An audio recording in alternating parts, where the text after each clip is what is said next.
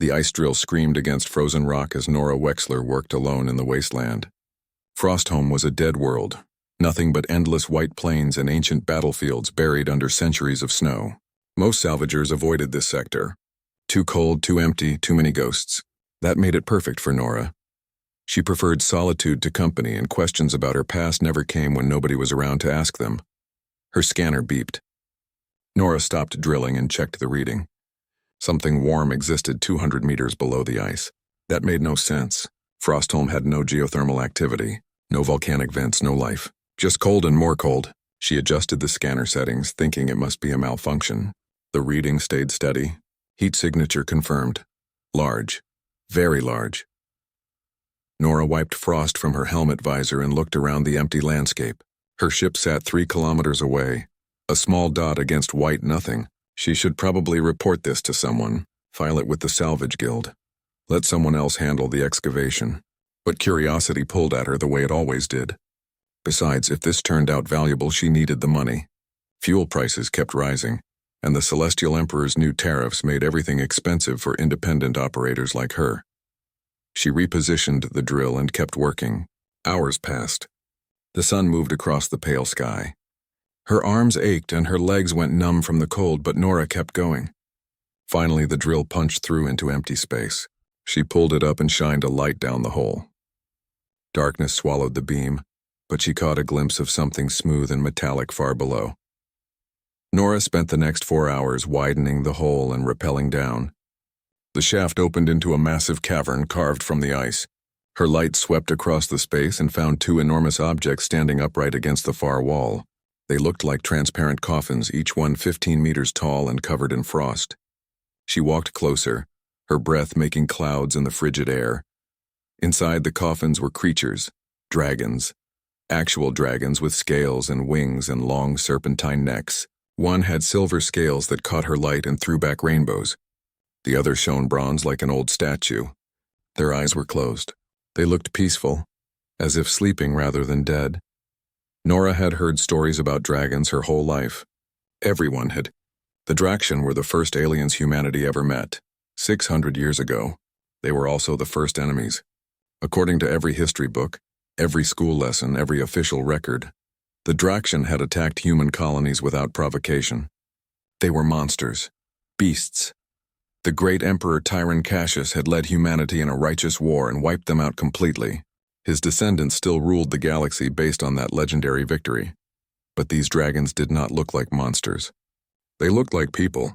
She could see intelligence in their sleeping faces, grace in the way their bodies rested. Someone had carefully placed them in these preservation chambers. Someone had wanted them to survive. Nora walked around the first chamber and found writing carved into its base. Old human script, the kind used 5 centuries ago. She activated her translator and read the words. Imperial Crime Evidence Do Not Destroy. Witness Protection Protocol Omega. Her blood went cold despite the insulated suit. Witness protection, evidence, Imperial crime. Those 3 phrases together meant something dangerous. Something that could get a person killed just for reading it. Nora checked the second chamber. Same message, same warning. She stepped back and tried to think clearly. If these dragons were evidence of some Imperial crime, then the Emperor did not want them found. If she reported this discovery, ships would arrive within days. These creatures would disappear. Maybe she would disappear too. The Empire had ways of dealing with inconvenient witnesses. Her own parents had learned that lesson when Nora was 9 years old. They sheltered refugees from a colony the Empire destroyed. Imperial soldiers came in the night. Nora hid in a storage compartment and listened to her parents die. She looked at the sleeping dragons again. The preservation fields around them flickered. Nora pulled out her scanner and checked the power levels. Critical. The chambers were failing. Maybe a few days left before the fields collapsed completely. Then these creatures would die if they were not already dead. 500 years frozen in ice. What were the chances they still lived? Nora made her decision. She would not let them die. Not without trying to save them. Maybe that made her foolish. Maybe she would regret this tomorrow. But she had spent 23 years running from her conscience. Today she would stop running. She climbed back up to the surface and brought her ship around. The cargo bay barely fit 1 preservation chamber, let alone 2. Nora had to remove half her supplies to make space. She used the ship's crane to lift the first dragon up through the ice shaft. Silver scales gleamed in the afternoon light, beautiful, terrible, dangerous. She secured it in the cargo bay and went back for the bronze dragon. The second chamber was halfway loaded when her ship's artificial intelligence spoke over the radio. "Nora, I am detecting an Imperial beacon signal. Someone has registered this location." Nora froze. "Where is the signal coming from?" "Unknown. But Imperial ships will arrive to investigate. I estimate 6 hours until they reach Frostholm." Nora cursed and worked faster. She got the bronze dragon secured and sealed the cargo bay. As she climbed into the pilot seat, ice storms rolled across the plains. Thick clouds swallowed the sun. Wind speeds hit 200 kilometers per hour. Her ship could not launch in this weather. The storms would tear her apart. She was trapped. 6 hours until the Empire arrived. 6 hours to decide what to do with 2 frozen dragons and evidence of a crime 5 centuries old. Nora looked at the preservation chambers through the cargo bay camera. The fields flickered again. Weaker now. Failing. She would have to wake them. The wind shook the entire ship while Nora worked in the cargo bay. She had never done anything like this before. Medical school was expensive, and she barely finished basic emergency training before dropping out to become a salvager. Now she needed to revive 2 aliens who had been frozen for 500 years. The ship's medical database had nothing useful. No procedures for dragon biology. No guidelines for ancient stasis revival. She was making this up as she went. The silver dragon's chamber showed the worst readings. Life signs were there, but fading fast. Nora decided to wake this one first. She connected power cables from the ship's reactor to the chamber's emergency systems. The old technology struggled to interface with her modern equipment. Warning lights blinked across the control panel. She ignored them and started the thaw sequence. Ice melted and ran in streams across the cargo bay floor. The transparent material of the chamber began to clear. Nora could see the dragon more clearly now. Definitely female based on the bone structure, smaller than the bronze one. Silver scales covered her body from nose to tail. Wings folded against her back. 4 legs with claws that looked sharp enough to cut steel. The dragon's eyes moved beneath closed lids. Dreaming, maybe, or dying. The chamber opened with a hiss of old air. Nora grabbed a medical scanner and checked vital signs. Heartbeat weak but steady. Breathing shallow. Temperature rising. The dragon twitched. Her tail knocked over a supply crate. Nora jumped back and pulled out a small plasma cutter from her belt. Not much of a weapon against a 15-meter dragon, but it made her feel slightly less helpless. The silver dragon's eyes opened. They were golden, like sunlight through amber, beautiful and terrifying. The dragon looked around the cargo bay with confusion. Then she saw Nora. The dragon tried to stand, but her legs collapsed. 5 centuries of frozen sleep had left her weak. She opened her mouth and made a sound somewhere between a growl and a cry. Nora held up both hands to show she was unarmed. The plasma cutter stayed in her belt. "I am not going to hurt you. You were dying in that chamber. I brought you to my ship." The dragon tilted her head.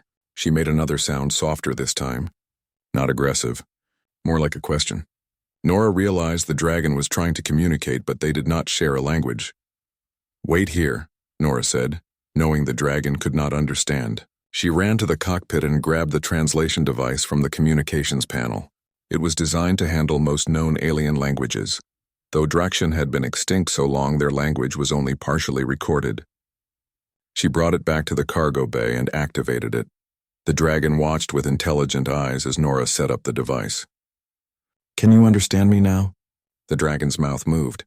The translator crackled and produced words in human speech. Where am I? What year is this?" "You are on my ship. The year's 2847. My name is Nora Wexler." The dragon closed her eyes. When she opened them again, tears ran down her scaled face. 512 years. "Oh, ancestors, we slept for 512 years. We?" Nora looked at the second chamber. "Your friend is still frozen. I was going to wake him next. Please. Garrett needs to wake up. He will be frightened without me." The dragon tried to stand again and managed it this time, though she swayed on unsteady legs. "My name is Lissa. I was a historian on Drakkenheim before everything ended." Nora started the thaw sequence on the bronze dragon's chamber. "What happened?" "Why were you frozen?" Lissa stared at the second chamber while ice melted away.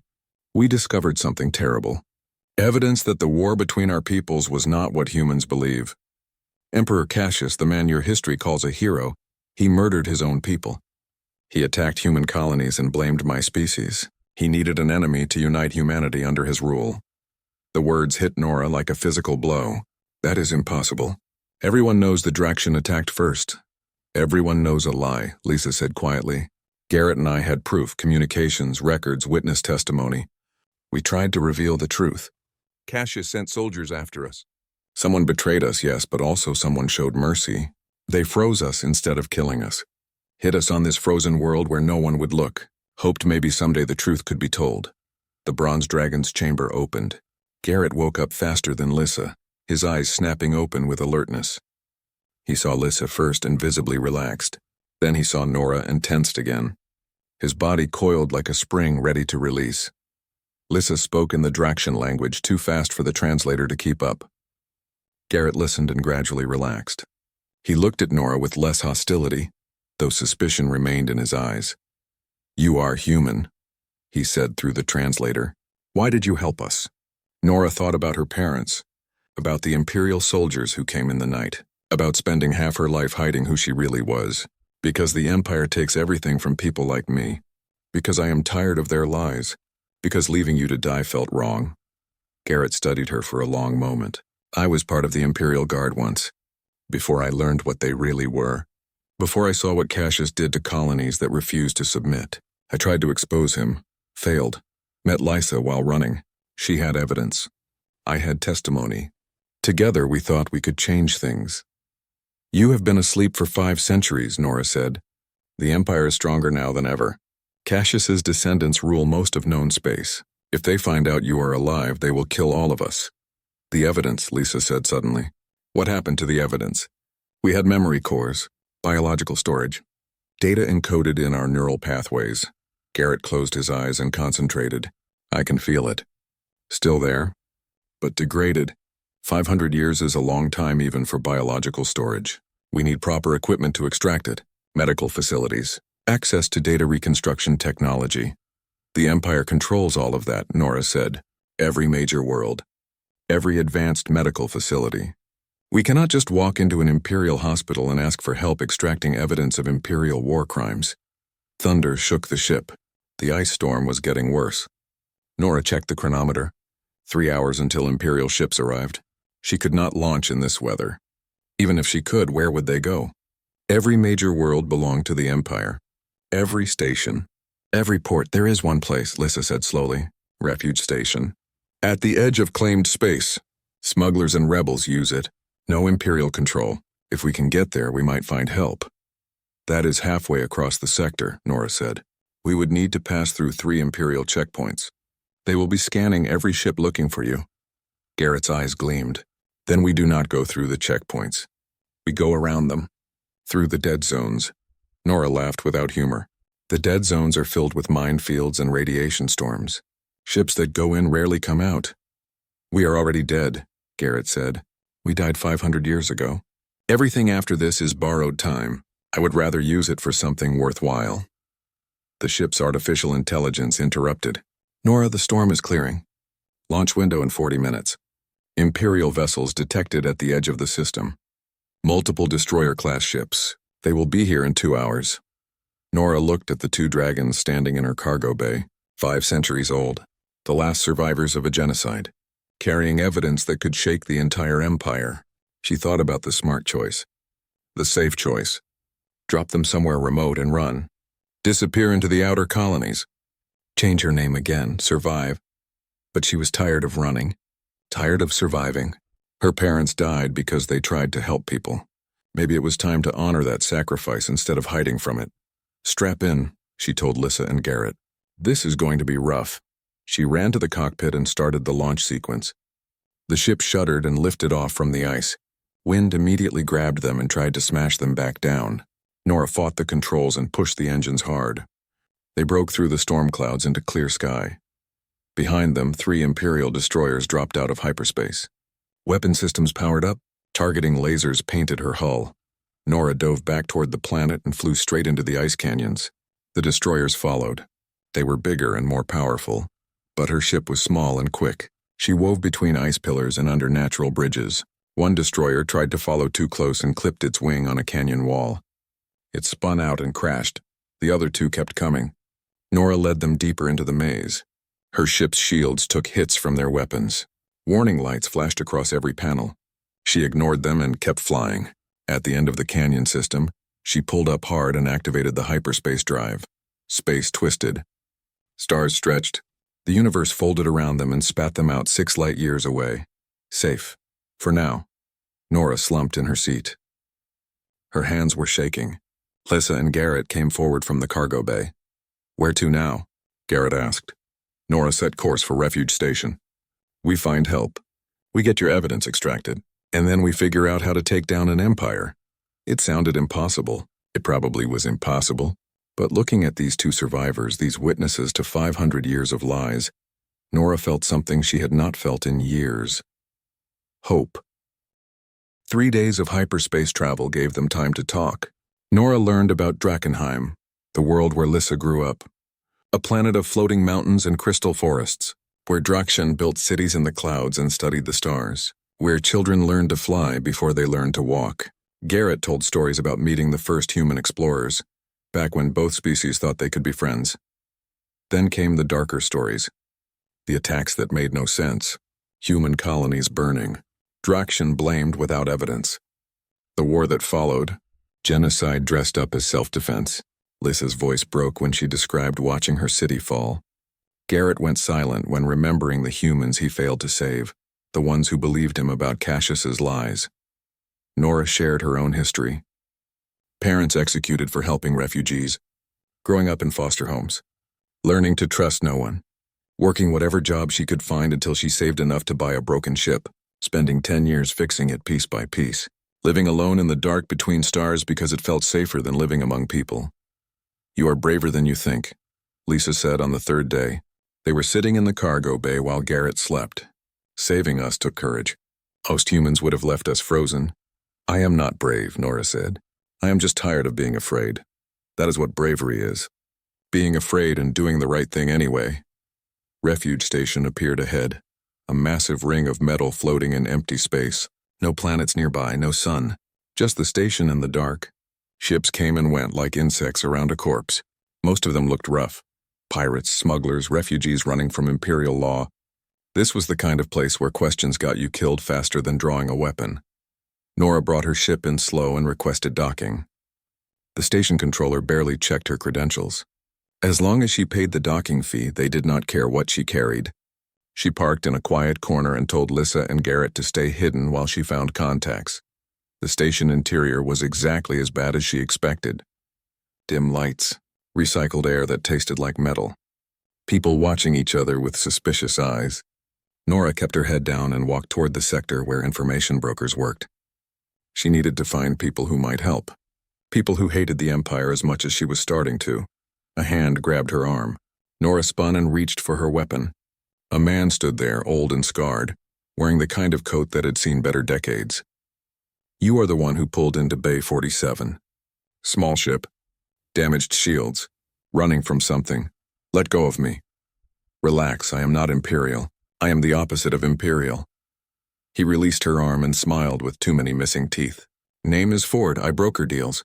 Smuggling runs, forged documents, information. You look like someone who needs all 3. Nora considered walking away, but she needed help and this man seemed to know things. "I need to meet people who hate the Empire. People who might have medical equipment. Advanced scanning technology." Ford's eyes narrowed. "That is specific. And expensive. What are you really looking for?" "That is my business." "Fair enough. But the people you want to meet, they are careful. They will not talk to just anyone." He paused. "Unless you have something valuable to offer." Nora thought about Lisa and Garrett sleeping in her ship. About the evidence locked in their memories. "I might." Ford studied her. "There is a group called the Scattered. Former Imperial officers. Scientists who asked wrong questions. Refugees from conquered worlds. They meet in the lower levels. I can get you an introduction. But if you waste their time, they might kill you. I will take that risk." Ford led her through corridors that got darker and narrower the deeper they went. Finally, they reached a sealed door guarded by 2 armed women. Ford spoke to them quietly. They checked Nora for weapons, found her plasma cutter, and took it. Then they let her through. The room beyond was larger than expected. 20 people sat around tables covered with maps and data screens. They looked up when Nora entered. Hard faces, tired eyes, people who had lost things they could never get back.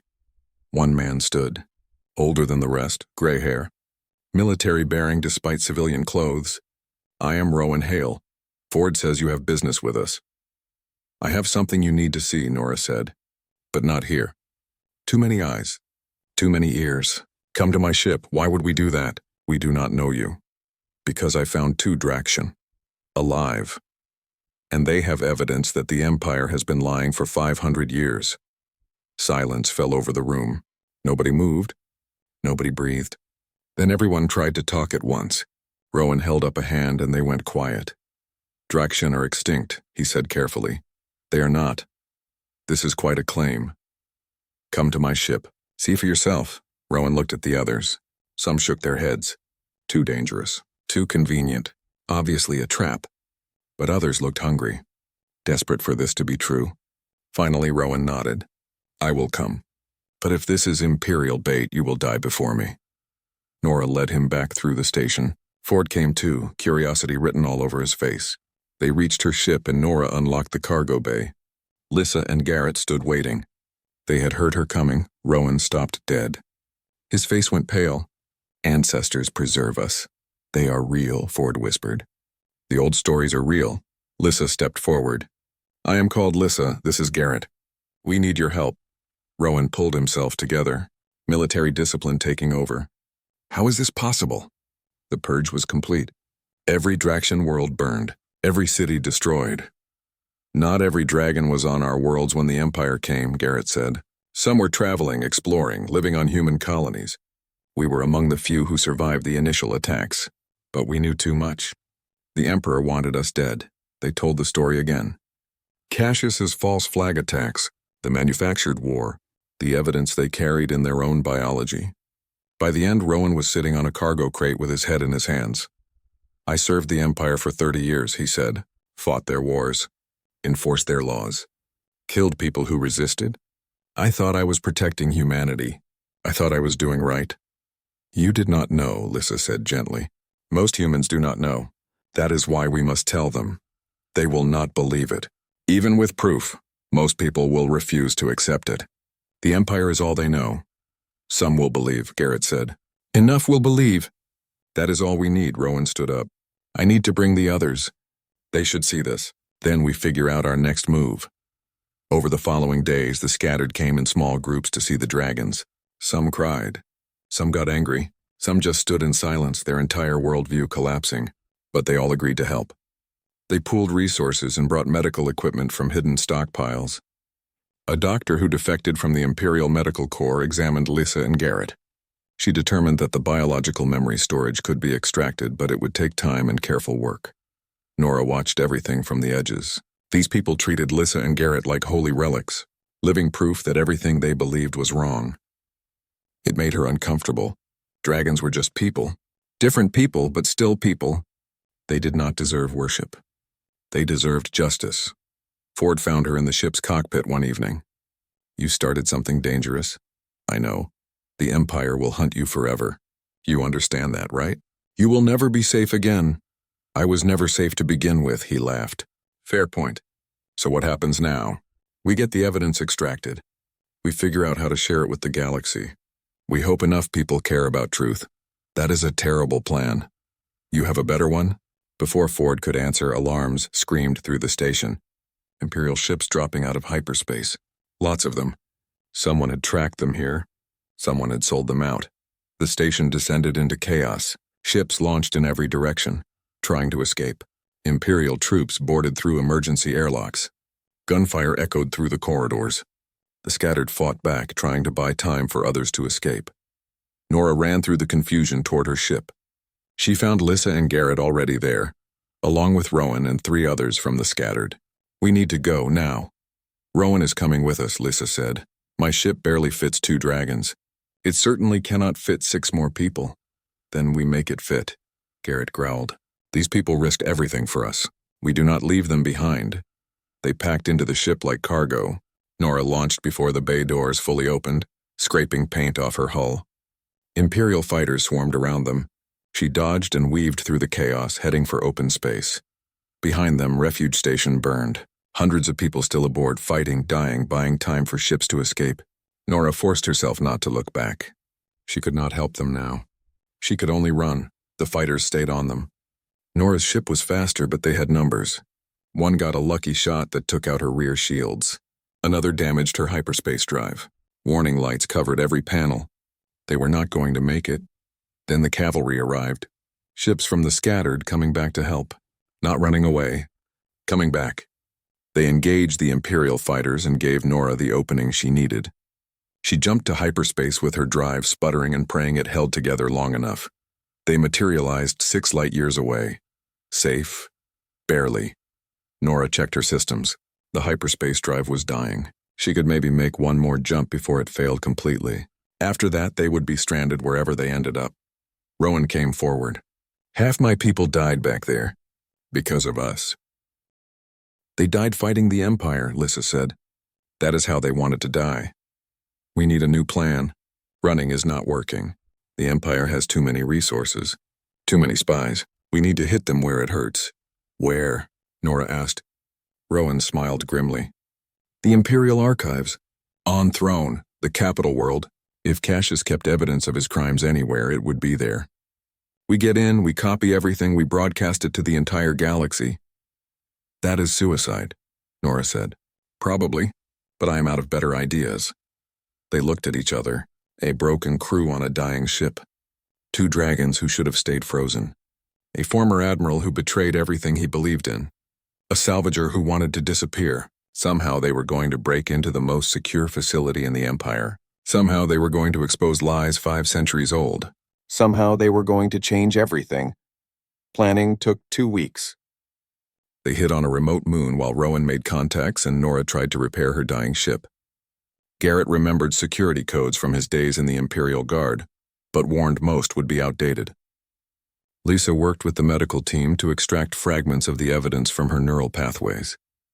Every piece they recovered showed more horror, more lies, more carefully orchestrated genocide. The evidence gave them a new lead. One of the human witnesses who saw Cassius's crimes had been a journalist named Ruth March. She documented everything before Imperial assassins came for her. But she had a daughter, 8 years old when her mother died. The child went into hiding under a new name. Ford used his contacts to track descendants. It took time and favors that cost more than Nora wanted to think about. Finally, he found a lead. Ruth March's daughter had survived, changed her name to Iris Blackwood, lived quietly on a farming world called Green Hollow. She is 78 years old now, Ford said. Runs a small farm growing vegetables.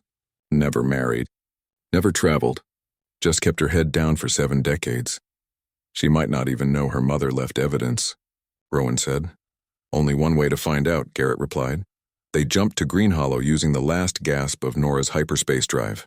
The planet was beautiful. Green fields, blue sky, small towns connected by dirt roads.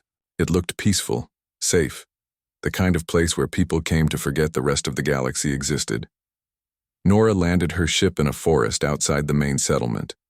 Lissa and Garrett stayed hidden while she, Rowan, and Ford walked into town. They found Iris's farm at the edge of the agricultural zone. Simple house, neat garden, an old woman working in the field pulling weeds with patient hands. Nora approached slowly. Iris Blackwood? The old woman looked up. Her face was weathered by sun and years, but her eyes were sharp. I do not know you. My name is Nora Wexler. This is Rowan Hale and Ford. We need to talk about your mother. Ruth March. All color drained from Iris's face. She dropped her gardening tools. That name is dead. That woman is dead. I do not know what you want, but you need to leave. Your mother documented evidence of Imperial war crimes. Evidence that Emperor Cassius started the war with the Draxian by attacking his own people. We think she left that evidence with you. Iris stood very still. No, I spent 70 years forgetting. I will not do this. Get off my land. We have 2 Draxian with us, Rowan said quietly. Alive, they survived. They need that evidence to prove the truth. Iris laughed bitterly. Draxian are extinct. Everyone knows that, come with us. See for yourself. Something in Rowan's voice must have convinced her. Or maybe curiosity finally overcame fear. Iris followed them back to the ship. When she saw Lissa and Garrett, her legs gave out. Ford caught her before she hit the ground. Ancestors, she whispered. Mother told me stories. I thought they were just stories. Lisa knelt down to be closer to Iris's level. Your mother tried to save my people. She died for that. We honor her memory. Tears ran down Iris's face. I was 8 years old when they came for her. Imperial security. They searched our house, took all her research, took her. I hid in the cellar and listened to her scream. She looked at Nora. Do you know what it is like to spend your whole life afraid? Looking over your shoulder? Knowing that one mistake means death? Yes, Nora said.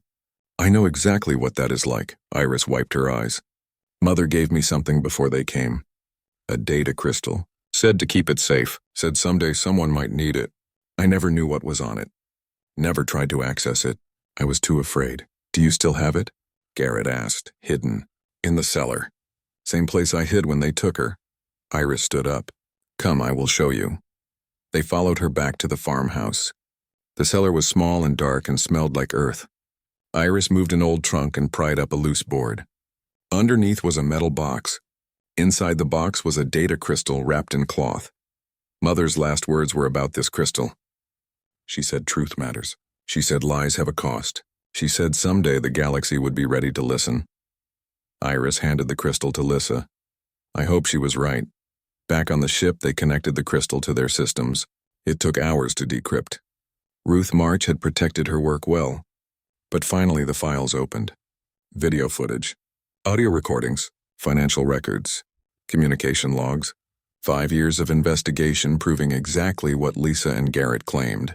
Cassius had ordered attacks on human colonies, blamed the Draxian, started a war to consolidate power, profited from it while millions died. Combined with the biological evidence from Lysa and Garrett, it was irrefutable proof. The Empire was built on genocide and lies. This could change everything, Rowan said quietly. This could also get us all killed, Ford pointed out. We need to broadcast this everywhere, every system, every planet, before the Empire can suppress it. Garrett paced the cargo bay. But we need time. Need to be somewhere they cannot immediately stop us. Iris had been quiet, watching them work. Now she spoke. This will cause chaos. The Empire might collapse. What happens to all the people who depend on Imperial stability? What about colonies that rely on Imperial trade routes? What about worlds that will descend into war without central authority? The question hung in the air. Nora had been so focused on exposing the truth that she had not thought about consequences. Billions of people lived under Imperial rule. Not all of them suffered. Some benefited. Some genuinely believed the Empire kept them safe. Lies have a cost, Lissa said gently. But truth has a cost too. I understand your fear. But continuing this lie means the Empire will keep doing what it has always done. Conquering, suppressing, killing anyone who questions. At least with truth, people can choose their own path. Even if that path leads to war, Iris asked. Even then, they spent the night debating. Rowan wanted to broadcast immediately. Garrett wanted to be strategic, release information gradually. Ford thought they should sell it to the highest bidder and disappear. Nora just wanted to do the right thing, whatever that meant. Morning came. They made their decision. They would broadcast everything. Let the galaxy decide what to do with the truth. Nora was preparing the ship for launch when alarms screamed. Imperial ships dropping out of hyperspace. Lots of them. Destroyers, cruisers, carrier-class vessels. The entire orbital space around Green Hollow filled with Imperial military. How did they find us? Ford shouted. Does it matter? Rowan ran for the weapons locker. We fight our way out. We cannot fight that many ships, Nora said. Her hands flew over the controls. I am launching now. They got airborne just as Imperial ground troops surrounded Iris's farm. Nora saw the old woman standing in her garden, watching them go. She made no attempt to run or hide, just stood there with a peaceful expression, as if a weight had finally lifted from her shoulders. Gunships intercepted them before they cleared the atmosphere. Nora dodged and weaved, but there were too many. One shot took out her engine. Another destroyed her comm array. The ship started falling back toward the planet. They crashed in an open field 3 kilometers from Iris's farm. The impact knocked everyone around, but the ship held together. Barely. Nora checked her systems. Nothing worked. They were grounded, surrounded, trapped. Imperial troops appeared on the horizon. Vehicles, infantry, artillery, an army moving to surround them. At the head of the column was a command vehicle. It stopped 100 meters away. A woman stepped out wearing a commander's uniform. Young, maybe 30, short dark hair, cold eyes. She used a megaphone to project her voice. "This is Commander Octavia Lang of the Imperial Security Forces. You are surrounded. Surrender the biological weapons and the stolen data. Face trial instead of execution." Nora looked at Lissa and Garrett. "Biological weapons. They still think you are just animals." "We could correct that assumption," Garrett said. They opened the cargo bay door.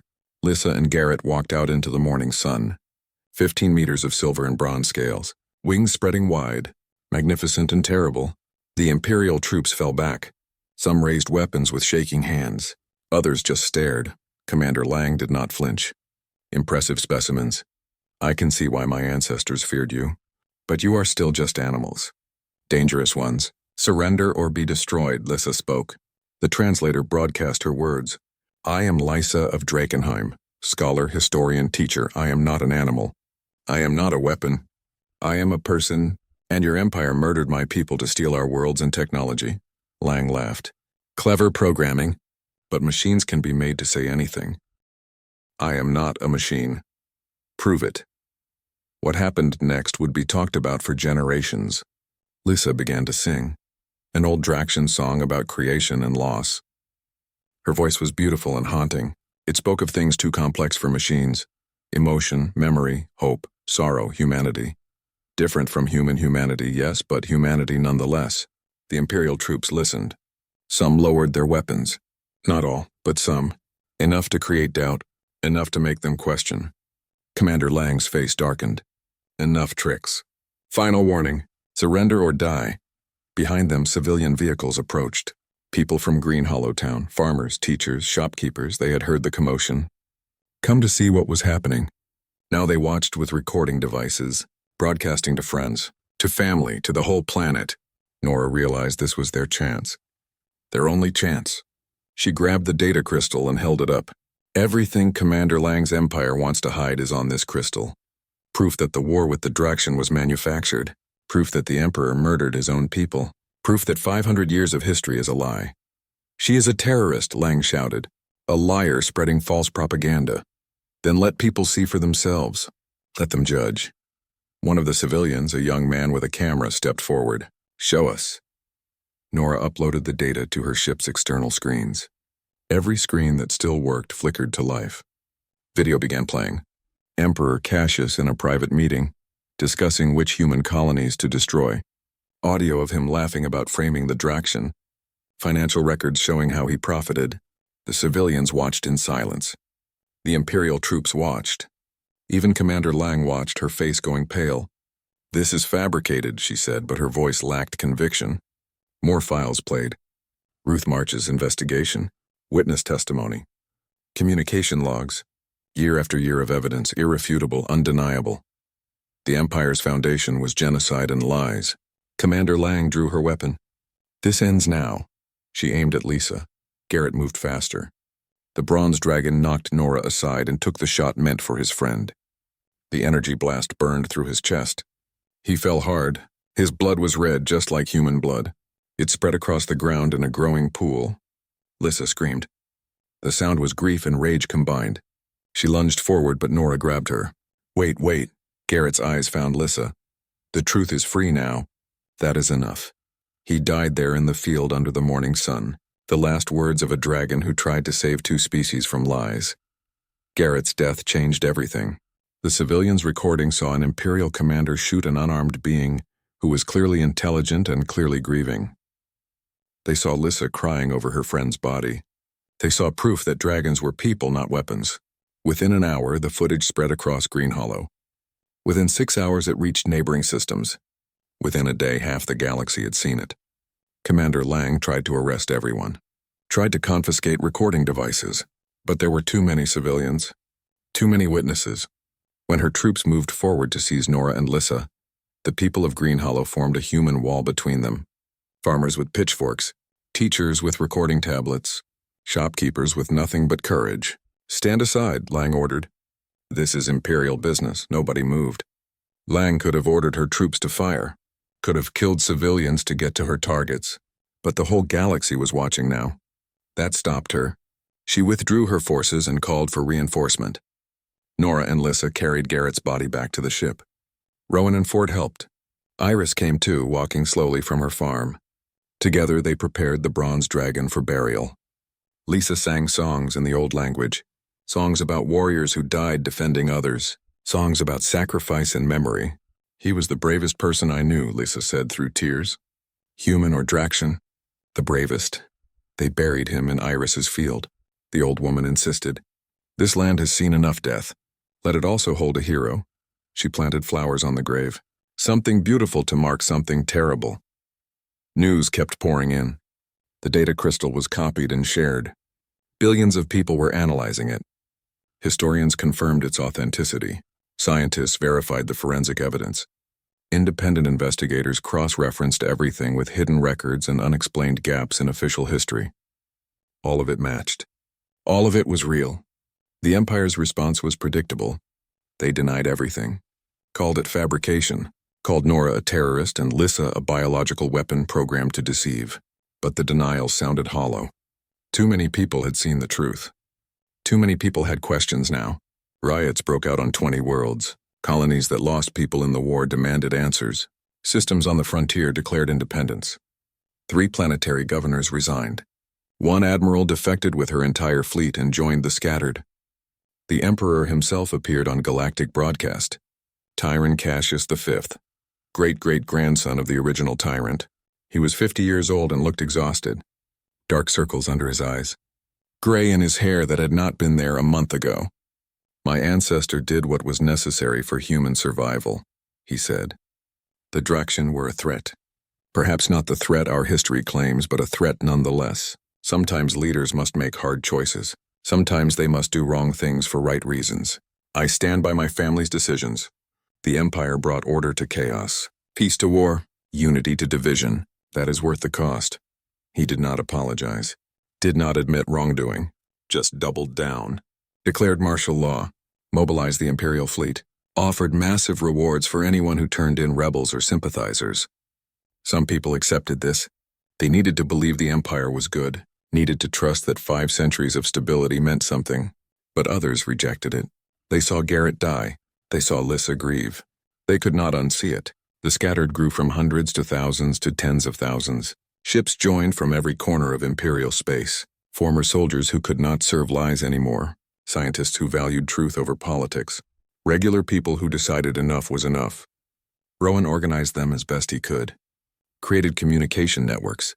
Coordinated supplies. Planned strategies. He was not trying to destroy the Empire, not entirely. He was trying to force it to change. To admit what it had done. To build something better on truth instead of lies. Lisa became a symbol whether she wanted it or not. The last dragon. Living proof of Imperial crimes. She gave speeches that the scattered broadcast across the galaxy. She spoke about her people. About their culture and history. About the day the Empire came and burned everything. She spoke with grief and grace and quiet fury that moved hearts. Nora stayed in the background mostly. She kept her ship running as much as possible. Transported supplies. Moved people who needed to hide. Did the unglamorous work that revolutions required. Sometimes she talked with Lisa late at night. They shared memories of the people they lost. They tried to imagine what came next. "I thought I would die frozen," Lisa said one night. "Thought I would sleep forever and never wake. Then you found me. You gave me a second chance. I just did what felt right. That is rarer than you think. Most people do what feels safe, what feels comfortable. You chose courage instead. I chose because I was tired of running. That is not the same thing. Yes, it is." 3 months after Garrett's death, the scattered called a gathering. Every ship. Every supporter. They met in empty space far from Imperial control. Thousands of vessels formed a massive fleet. Not a military force, though many ships had weapons. More like a community. A nation without a planet. Rowan addressed them all. "We cannot keep running. Cannot keep hiding. The Empire will hunt us until we are all dead, or until we make them stop. I propose we take the fight to them. Not with weapons, not with violence, but with truth. He explained the plan. The Imperial archives on Throne held everything. 5 centuries of records, evidence of every crime, every lie, every manipulation. If they could access those archives and release them, the Empire could not recover. The truth would be undeniable. It is a suicide mission, Ford said bluntly. Throne is the most defended world in the Empire. The archives are under the Imperial Palace. We cannot fight our way in. We do not fight. Garrett had told them this before he died. We sneak. I remember security protocols. Remember emergency codes. They have probably changed some things, but the basic structure should remain. They debated for hours. Some wanted to fight directly. Others wanted to keep spreading the truth gradually. A few just wanted to disappear and start over somewhere far away. In the end, they voted. 2/3 supported the mission. 1/3 agreed to help even though they thought it was hopeless. Nora volunteered immediately. So did Lisa. Rowan selected a small team. 10 people total. They would use an old Imperial shuttle that Rowan kept hidden. Pose as a transport carrying biological specimens for study. Lisa would pretend to be sedated. Just another dragon corpse for Imperial science. The idea made Nora sick. Made Lisa look like a thing instead of a person. But Lisa agreed. I have been dead for 500 years. I can pretend a few more hours. They spent 2 weeks preparing, studying palace layouts, memorizing guard schedules, practicing until every movement was automatic. Nora barely slept. She kept thinking about everything that could go wrong, about how they would probably all die on Throne, about how even if they succeeded, the galaxy might tear itself apart. But what choice did they have? Keep running forever? Let the Empire keep lying? Let Garrett's death mean nothing? The night before they left, Iris came to say goodbye. She had stayed on Green Hollow, refusing to hide despite Imperial attention. They cannot arrest me for telling the truth, she said. My mother died for it. The least I can do is live for it. She gave Nora a small flower from Garrett's grave. Carry this with you. Remember what you fight for. Nora tucked the flower into her jacket pocket, felt its petals against her heart. They launched at dawn. The journey to Throne took 4 days through hyperspace.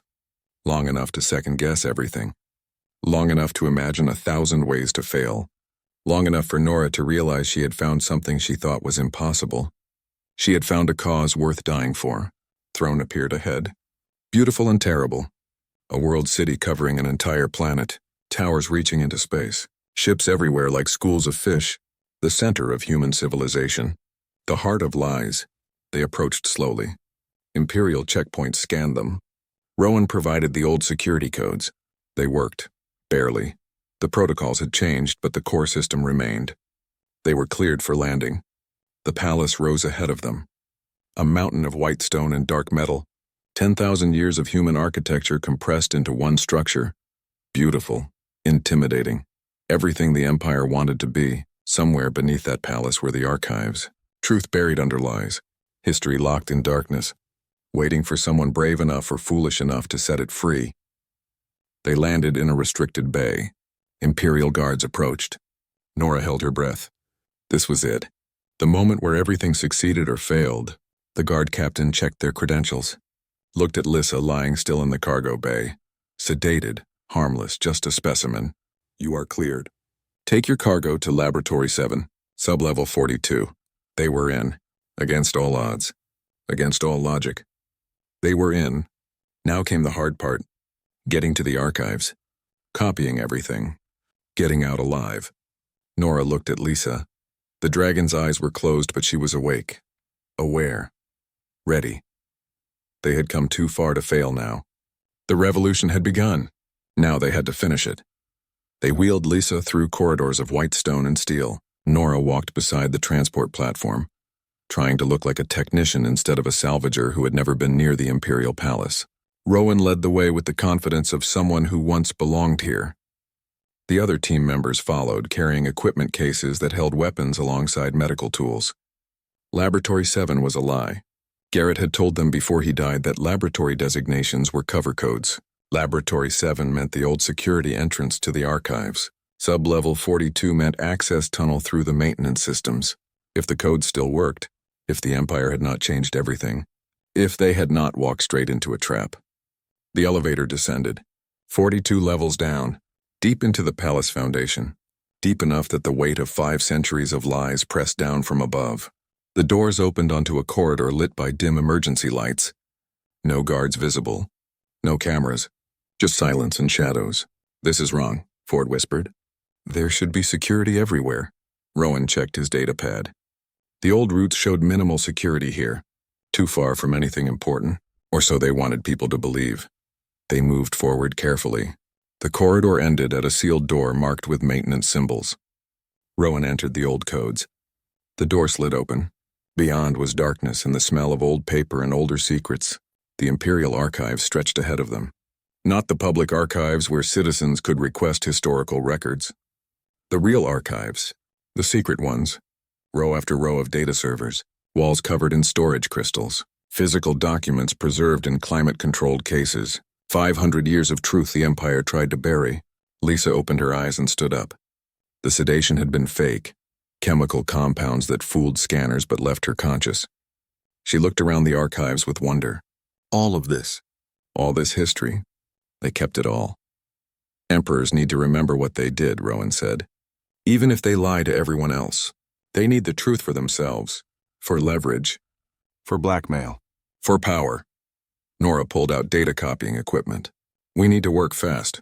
Copy everything we can. Get out before they realize we are here." The team split up. Each person took a section of the archives. Nora found herself in front of servers labeled First Contact Protocols Restricted Access. She plugged in her equipment and started copying. Files poured through. First meetings with the Draxian. Early trade agreements. Cultural exchanges. Everything showed peaceful contact. Friendly relations. Mutual benefit. Then the files changed. Memos from Cassius about the Draxian problem. How they had technology humans wanted. How they controlled resources in key systems. How they would never submit to human authority. Plans for false flag attacks. Orders to blame the Draxian. Strategies for turning public opinion. Step-by-step instructions for manufacturing a genocide. Nora felt sick reading it. This was not the heat of war. Not passion or fear or misunderstanding. This was cold calculation. Murder as business strategy. Evil dressed up as necessity. Lysa found the cultural records. Everything the Empire claimed did not exist. Draxian art, music, literature, philosophy, science. 5 centuries of civilization carefully preserved while the Empire told everyone dragons were mindless beasts. She stood crying while copying files about her people's history. About children who learned to sing before they learned to speak. About philosophers who pondered existence. About ordinary people living ordinary lives until the day humans came with fire. They knew, she said. The Empire always knew we were people. They killed us anyway. Rowan discovered military records. Every battle. Every massacre. Names of commanders who questioned orders and disappeared. Names of soldiers who refused to kill civilians and faced execution. The Empire's war was not just against Draxian. It was against its own people, too. Against anyone with a conscience. Ford found financial records. How much profit Cassius made selling Draxian technology as human innovation. How he bought the loyalty of noble families. How he paid to have witnesses eliminated. Murder as line item in a budget. They worked for 2 hours. Copying everything. Their equipment strained under the data load. Petabytes of evidence. Enough to fill libraries. Enough to destroy an empire. Then alarms screamed through the archives. Red lights flashed. The doors they came through sealed with heavy locks. "We are compromised," Rowan said. "They know we are here." Nora checked her equipment. "Still copying. Need 5 more minutes." "We do not have 5 minutes." Ford pulled out weapons. "They will come through those doors with everything they have." "Then we hold them," Lisa said. She moved to block the entrance. "I did not survive 500 years to die 5 minutes too soon." The doors exploded inward. Imperial guards poured through. Elite troops in full armor. They opened fire immediately. Lissa roared and met them head-on. Her tail swept 3 guards off their feet. Her claws tore through armor. But there were too many. They kept coming. The team fought back. Rowan and Ford used the weapons they brought. 2 other team members fell in the first exchange. Shot through their armor. Dead before they hit the ground. Nora kept working on the data transfer. 3 minutes left. 2 minutes, 1. More guards arrived, and behind them, walking calmly through the chaos, came the Emperor himself. Tyron Cassius V. He wore simple robes instead of imperial regalia, looked tired instead of angry. He stopped at the edge of the fighting and raised one hand. The guards ceased fire. "Enough," he said quietly. The word carried authority that made everyone stop. Even Lisa paused, breathing hard from wounds that bled silver blood. The Emperor looked at her. Really looked at her. Recognition flickered in his eyes. "I remember you. From when I was a boy. My grandmother took me to your world. Against my father's orders. She said I needed to see dragons before they were gone. You told me stories about the stars." Lisa stared at him. "Tyron, little Tyron, you asked me if dragons dreamed. I remember. You said dragons dream of flying, of freedom, of being understood."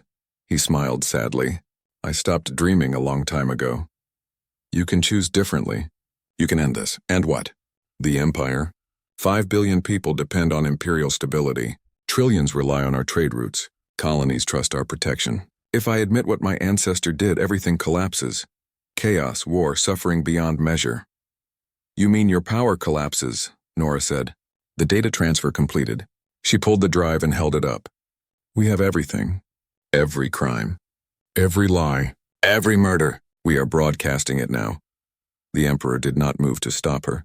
"I know, I have been watching you this whole time. You think I did not know you were here? I let you in.